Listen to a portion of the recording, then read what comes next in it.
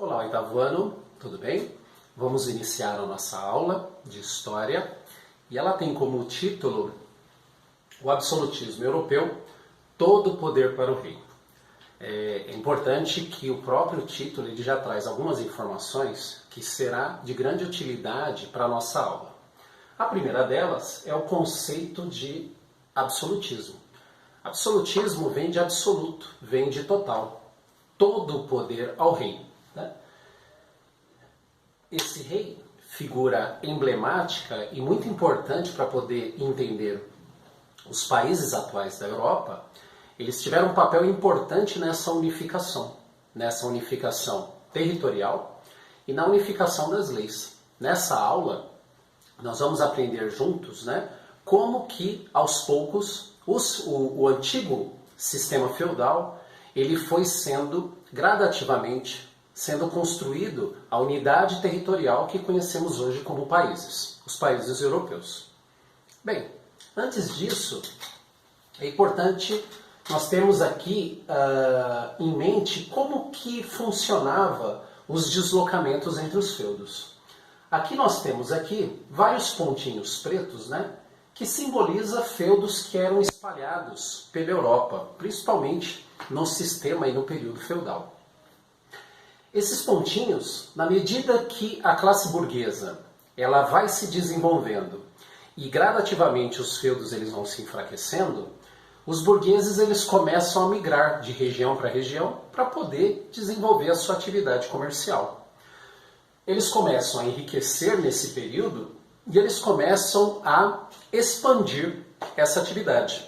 Dentro dessa expansão, destaca-se algumas cidades aonde vai acontecer grandes feiras comerciais e é nessas feiras que vai se reunir uma grande quantidade de burgueses.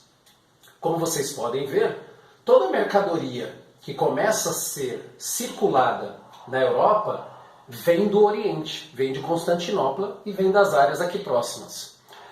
Eram mercadorias de luxo, eram artigos importados que quando chegava no mercado europeu tinha grande apreço. As pessoas então gostavam dessas mercadorias e pagavam preços relativamente altos para ter essas mercadorias. Só que o trajeto de Constantinopla e o trajeto nessas cidades não eram trajetos fáceis. Muitos desses burgueses eles eram assaltados, eles tinham suas mercadorias apreendidas e eles pagavam altos tributos para cada parada dessa para os respectivos senhores feudais de cada cidade. Então, para minimizar e para resolver esses problemas, o que a classe burguesa ela vai fazer? Ela vai se unir ao rei. Mas aí você pode estar me perguntando, quem é o rei no período feudal? O rei nada mais é do que um dos vários senhores feudais que tinha na época. Ele era um rei, mas ele não tinha poder para tal, porque o poder estava dividido entre os feudos. Quando a burguesia vê a possibilidade de expandir os seus negócios se unindo ao rei, será vantajoso para essas duas classes. Por exemplo, aqui eu enumerei 5 vantagens que serão importantes para ambas as classes, para a burguesia e para o rei. Vamos começar aqui.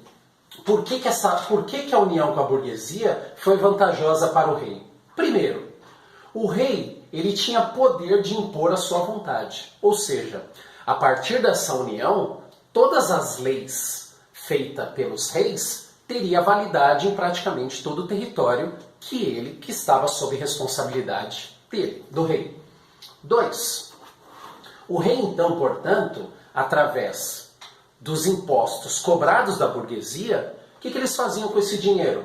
Construíam obras públicas, grandes obras. Não podemos esquecer que um bom rei era aquele que conseguia construir grandes obras para manifestar materialmente esse poder.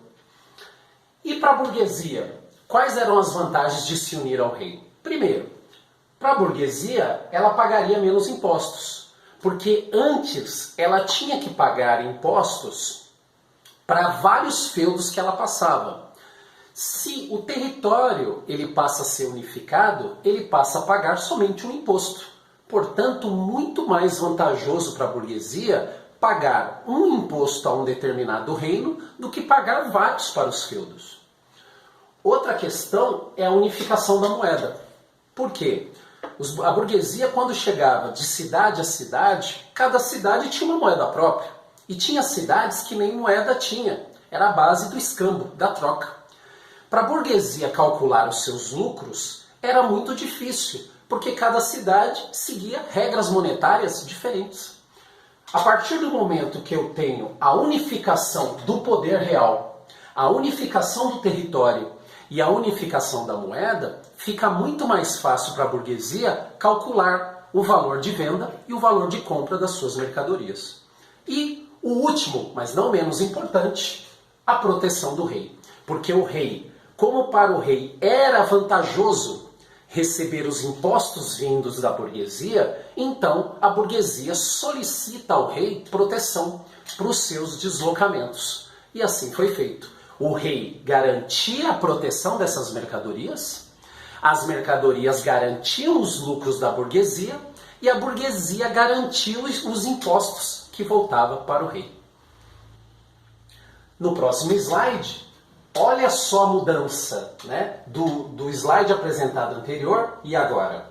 Nós temos aqui territórios bem mais definidos, né? Nós temos aqui os povos simbolizados aqui com cores diferentes, mas, diferentemente do mapa que eu apresentei para vocês anteriormente, aqui eu já tenho uma definição territorial muito mais clara. E se vocês prestarem atenção nesse mapa, fica claro que alguns países de hoje, os países da nossa época contemporânea, já tem o seu desenho aqui quase que definido, né, desse mapa antigo. Por exemplo, aqui a Espanha e Portugal, que obviamente naquela época ainda não tinha esses nomes. Gente, gostaria de deixar como lição de casa a leitura dessas páginas para se unir a essa explicação. Vai ficar muito mais claro para vocês essa leitura. Podem grifar partes importantes. É importante fazer a leitura. A história, ela demanda de leitura de texto. E vou deixar essa lição de casa, as páginas 128 e 129. Muito obrigado e até a próxima.